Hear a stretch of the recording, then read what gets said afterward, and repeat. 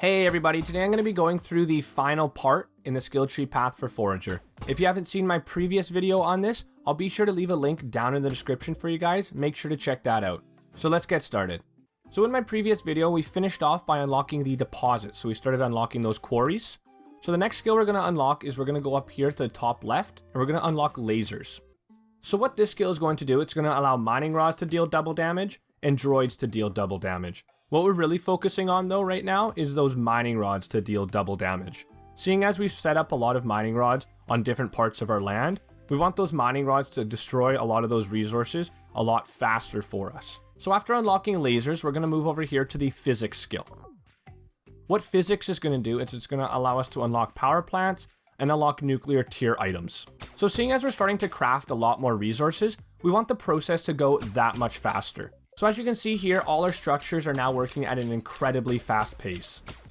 So the next skill we're going to unlock is the textile skill. This is going to allow us to unlock boots and unlock gloves. If you go into your sewing station, you'll notice here how we now have slime gloves and slime boots that we're able to craft. So slime gloves, attack speed increased by 10%, slime boots, move speed increased by 10%. So after you've unlocked these slime gloves and boots, you'll notice here how there's now golden gloves and golden boots. So golden gloves, attack speed increased by 20%, golden boots, move speed increased by 20%. So now we can start upgrading those things to boost our character a little bit more. So at this point, I would highly recommend to unlock the optic skill next, which is unlocking those lighthouses. As I mentioned in my previous video, I did unlock the optic skill just to show you guys the changes that the update has made. Before the update came out, you'd be able to use your shovel around a ton of lighthouses in an area and dig up thousands or millions of pieces of sand, sell them in the marketplace, get a ton of coin, get max level super easy, but they did make a patch for that, so you're not able to get nearly as much sand.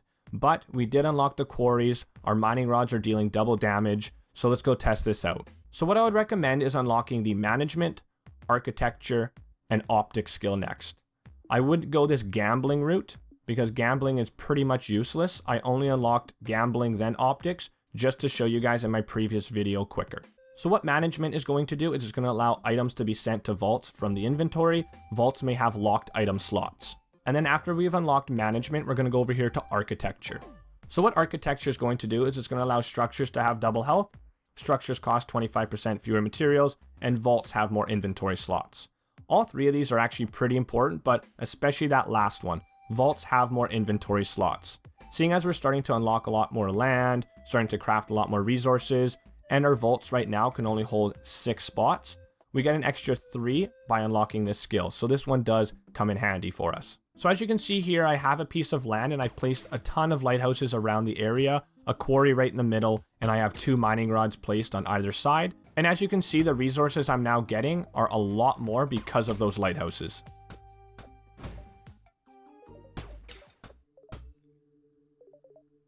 So the next skill we're going to unlock is the drilling skill. What drilling is going to do is it's going to allow us to unlock offshore drills. Offshore drills may gather sand for free, provides a 25% chance to find coal when digging. So as you may have noticed, if you go into your factory and you look at items such as the droid or the obliterator, we need fiberglass to craft these items. So if we go over to fiberglass, you'll notice how we need plastic to craft the fiberglass. Then if we go to plastic, you'll see here how we need bottled oil to make this plastic. So seeing as we have unlocked the drilling skill, we're able to access the offshore drills now. And as you can see here, there's bottled oil, and all you need is a bottle to make this bottled oil. Another easy way to obtain the plastic though, is by using your robotic shovel and digging on different parts of your land. However, as I was mentioning before, they did make a patch on using your shovel and digging, so you can't just dig around a ton of lighthouses and think you're going to get thousands of pieces of plastic like you were before. The game has changed. So I'd recommend unlocking the drilling skill and then also upgrading your shovel so then you can just get that plastic a lot faster. So after unlocking the drilling skill, we're going to go down here to ballistics. What ballistics is going to do is it's going to allow us to unlock ballistas, bows shoot triple arrows. So as you can see here, our land is pretty much being overrun by skeletons, demons. I've really stopped caring about the land, to be honest with you. So setting up those ballistas will just help get rid of a lot of those enemies to make it a little bit easier for us. As you can see, it's just killing those enemies for us, making our job that much easier. So the next skill we're going to unlock is the machinery skill. What this skill is going to do is it's going to allow us to unlock the flower press. All structures have a 10% chance to craft double items. So after crafting a flower press, if we go inside, you'll notice here how there's landfill. This is very helpful, especially later on in the game when we actually want to start filling in a lot of the land, attaching our pieces of land together rather than having to just build bridges all over the place. This is also really helpful, especially because now we can actually expand the area that we're able to use our shovel in. So after unlocking the machinery skill, we're going to go up here to jewelry. What jewelry is going to do is it's going to allow us to unlock amulets. Gems sell for 20% more coins.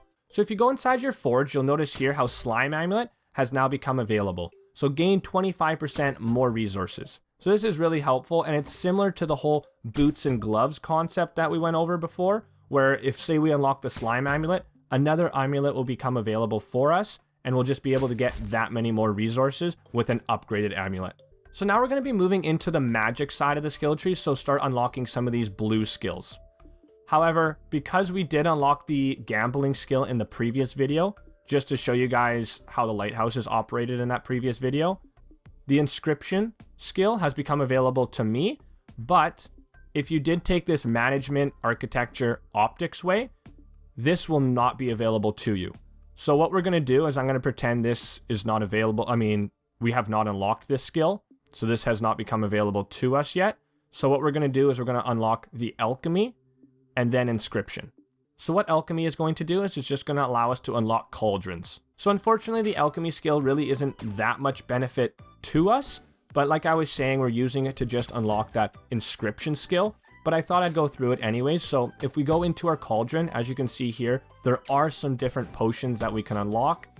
Probably the biggest beneficial one would probably be the healing or liquid luck. Here you can see liquid luck makes it easier to find rare items. So this lasts, I believe it's 7 minutes, and it's really helpful, especially when we're looking for some of those archaeology items when digging or even using those fish traps. So now that we've unlocked the alchemy skill, we can go over to the inscription skill. So this is going to allow us to unlock those inscription tables. So what the inscription table is going to do is it's going to allow us to start unlocking different types of scrolls. But we don't have a lot of the different scrolls that we might actually want. So we're going to unlock another skill to start accessing a lot more of these. So what we're going to do is we're going to move one skill over and unlock this skill next. So this is going to allow us to unlock those expert level scrolls as well as potions. So as you can see here, a lot more scrolls have become available to us. And then we also have the option to craft those purple pigments if we need them. But just for an example, we'll talk about the star scroll. So be careful, it spawns a starfall. So if you haven't already noticed, starfalls do not really happen that often. And later on in the game, you're going to start needing star fragments from those starfalls. So if you haven't had a lot of starfalls lately and you need those star fragments, you can come into the inscription table, get a couple of these scrolls, and then start getting those star fragments when you need them. So it is pretty helpful, especially in that regard. So the next skill we're going to unlock is either faith or reagency. Either one of these, it doesn't really matter which one you do first. For the purpose of this video, we'll do reagency. So potions and scrolls just cost fewer resources to craft. So we'll unlock this one first. And then after we've unlocked that skill, we're going to go over here to faith.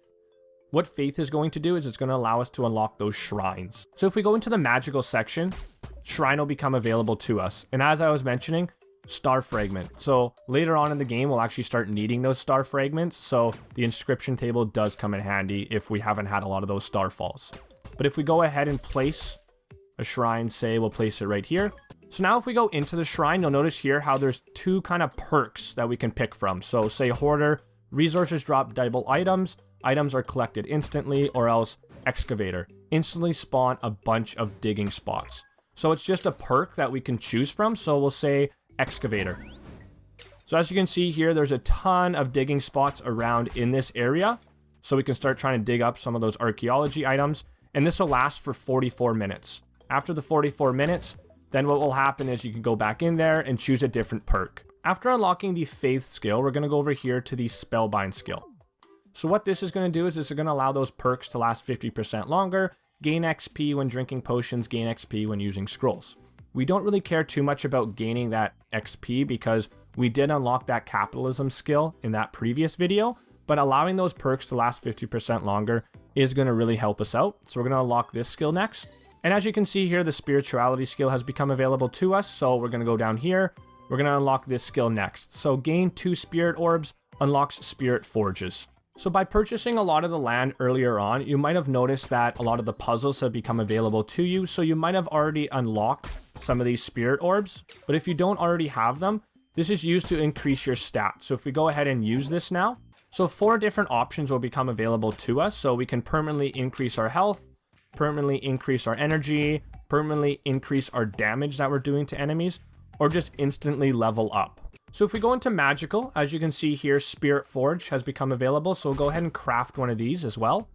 Just place it there, why not? So if we go inside the Spirit Forge, as you can see here, we can start crafting great skulls or start crafting those spirit orbs, which I just went over. So use it to increase your stats. So that will actually come in handy, especially later on in the game.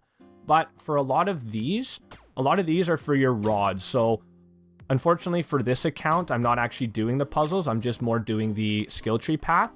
But once you start unlocking a lot of those puzzles and doing those puzzles, there'll be rods here that you can start upgrading. So say the meteor rod, like the death rod, things like that, which will be right here. So once you do those puzzles, those will become available to you. But we also have a couple resources here that we want to unlock as well. So the next skill we're going to unlock is the summoning skill.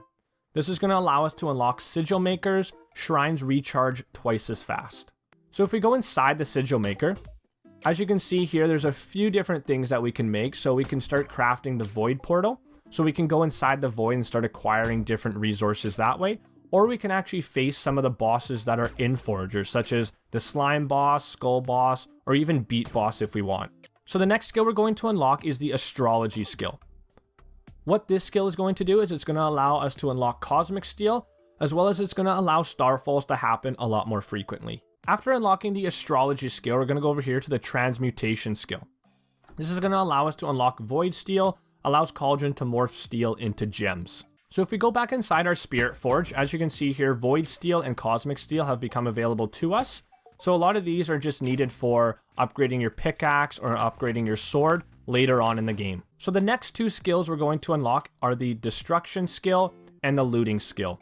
So Destruction, this allows you to deal 25% increased damage to bosses. So seeing as we have made that Sigil Maker and we're going to start actually facing a lot more bosses, it'll just help us out a little bit more. And then the Looting skill allows us to gain 50% more loot from enemies and bosses. So like I was saying, because we're facing a lot more bosses now, we want to actually get the most benefit for it. So this skill will help us out. So at this point of the game, you're pretty well set for the skills that we have unlocked step by step through these videos.